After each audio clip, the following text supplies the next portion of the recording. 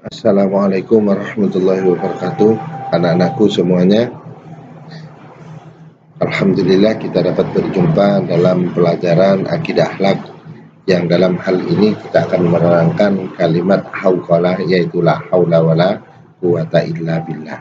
Namun sebelum kita mulai pelajaran ini, marilah kita berdoa kepada Allah dengan harapan ilmu yang kita pelajari menjadikan ilmu yang bermanfaat dan menjadikan kita selalu ingat kepada Allah Subhanahu wa taala dan bisa mengamalkan terhadap ilmu ini. Berdoa mulai. Bismillahirrahmanirrahim. Raditu billahi rabba wa bil islami dina wa bi Muhammadin nabiyya wa rasula. Rabbi zidni ilma warzuqni fahma waj'alni minas shalihin. Anak-anakku semuanya, gimana, sehat? Alhamdulillah. Mudah-mudahan kita diberikan kesehatan, diberikan kekuatan, diberikan rezeki yang banyak, dan juga keluarga kita semuanya. Anak-anakku, dalam pelajaran hari ini kita akan mempelajari kalimat hauqalah, yaitu adalah la haula wala quwata illa billah. Ini artinya, anak-anakku, tiada daya dan upaya kecuali pertolongan dari Allah Subhanahu wa taala. Ini pada kalimat la haula wala quwata illa billah ini adalah menyatakan kita sebagai manusia yang lemah, kita selalu ingat kepada Allah Subhanahu wa taala, bahwa menyatakan kita itu sebenarnya tidak punya kekuatan melainkan dari Allah. Kata la haula, tiada daya, ini adalah tiada daya untuk kita melaksanakan taat kepada Allah kecuali pertolongan dari Allah. Contohnya apa? Contoh, masjid musola sudah dekat dengan kita, loudspeakernya keras-keras, tapi kita tidak bisa melaksanakan sholat karena kita adalah kenapa? Tidak diberikan pertolongan oleh Allah Subhanahu wa taala. Ya. Mudah-mudahan kita selalu diberikan pertolongan oleh Allah Subhanahu wa taala. Wala quwata, dan juga tidak bisa, kita tidak punya upaya untuk meninggalkan, menjauhi daripada apa yang telah dilarang oleh Allah, kecuali dibantu oleh Allah Subhanahu wa taala, diberikan pertolongan oleh Allah Subhanahu wa taala. Kalimat la haula ini adalah menyatakan bahwa manusia makhluk yang sangat lemah.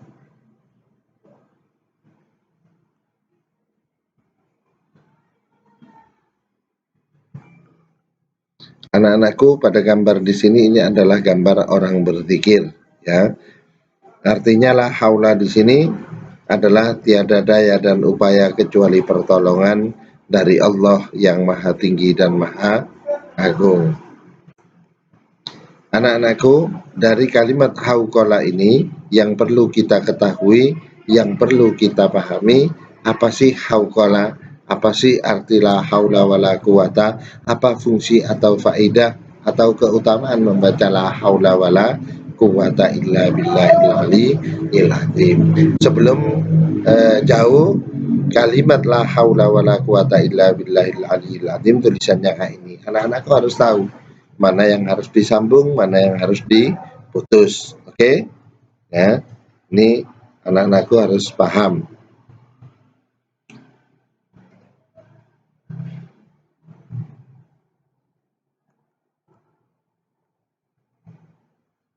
Nah,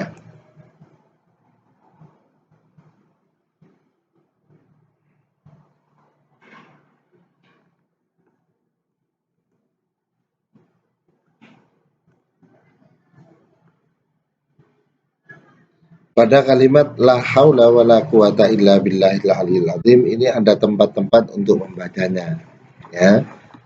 Yang pertama, ketika kita mendapatkan ujian atau menghadapi ujian dari Allah. Ujian itu banyak, ya. Bisa sakit, kekurangan, kelaparan, dan sebagainya.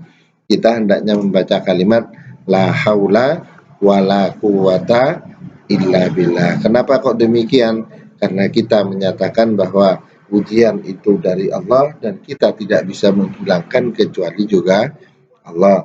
Yang kedua adalah ketika mendengarkan adzan, ya. Ketika membaca hayya 'alas shalah, jawabannya la haula wala quwata illa billah. Hayya 'alal falah, juga la haula wala quwata illa billah. Nih, yang ketiga anak-anakku, yang ketiga adalah akan melakukan perjalanan. Sebagaimana di gambar ini, kita tidak mungkin melaksanakan perjalanan kecuali ada bantuan pertolongan dari Allah Subhanahu wa taala. Yang keempat adalah mengerjakan pekerjaan yang berat. Jadi kalau kita mengerjakan pekerjaan yang berat, ini adalah kita hendaknya banyak membaca la haula wala quwata illa billah agar kita dibantu oleh Allah. Kalau kita tidak sukses berarti Allah belum memberikan pertolongan kepada kita. Kalau kita sukses mengerjakan barang yang berat, bukan berarti kita itu hebat, punya kekuatan, tapi kita adalah mendapatkan bantuan dari Allah. Yang kelima adalah berzikir, yaitu kalimat la haula wala quwata illa billah dijadikan zikir agar kita selalu ingat kepada Allah, mengakui bahwa kita sebagai manusia yang sangat lemah, ya, sangat tidak punya kekuatan. Ya, ini contohnya ada orang pintar membuat pesawat, mereka hanya pintar buat pesawat, buat yang lain belum bisa, belum tentu bisa. Orang pintar merias, belum tentu membuat yang lain, merias yang lain itu bisa, ya. Nih, kemudian anak-anakku, yang terakhir adalah yang keempat, kelima berzikir. Ini tadi, keenam adalah ketika sakit. Kita kalau sakit hendaknya banyak membaca la haula wala quwata. Kenapa? Karena sakit itu dari Allah dan Allah yang bisa menghilangkan. Anak-anakku, mudah-mudahan kita semuanya sebagai orang Islam selalu membaca la haula wala quwata illa billah. Selalu kita akan selalu mendapatkan pertolongan dari Allah Subhanahu wa taala. Kita harus berusaha menghadapi semua permasalahan sehari-hari dengan senantiasa mengingat Allah, baik dalam keadaan berdiri, tidur, duduk maupun berbaring. Manusia wajib untuk bertawakal setelah berusaha. Berusaha dulu. Contoh anak-anakku belajar. Ya, kalau sudah belajar notok, baru kita pasrahkan kepada Allah Subhanahu wa taala.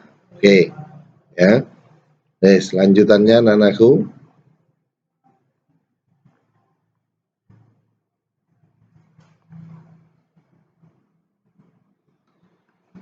keutamaan membaca hauqalah. Keutamaan membaca hauqalah anak-anakku ini adalah yang pertama, termasuk amalan yang mendapatkan pahala. Jadi kalau kita banyak membaca kalimat hauqalah, la haula wala quwata illa billah, berarti kita akan semakin banyak mendapatkan pahala dari Allah Subhanahu wa taala.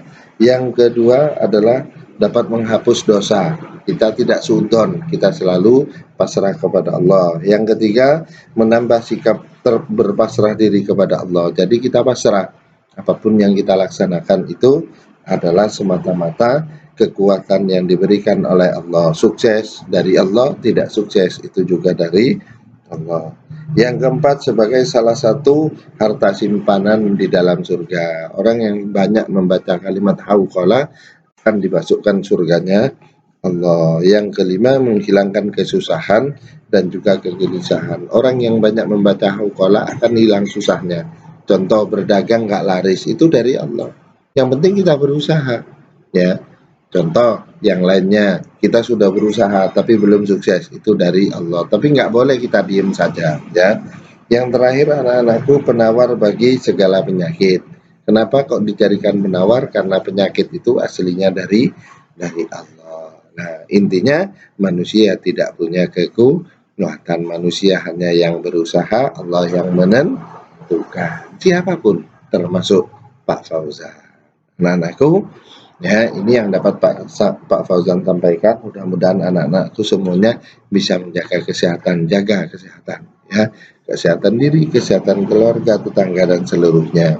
Oleh karena itu, Pak Fauzan tutup, mudah-mudahan ilmu yang kita pelajari pada hari ini menjadikan ilmu yang bermanfaat. Demikian anak-anakku, ya. Ini hanya sekedar untuk didengarkan, ya, tapi diperhatikan, kalau perlu ditulis di dalam buku tulisnya untuk catatan pribadi. Demikian, assalamualaikum warahmatullahi wabarakatuh.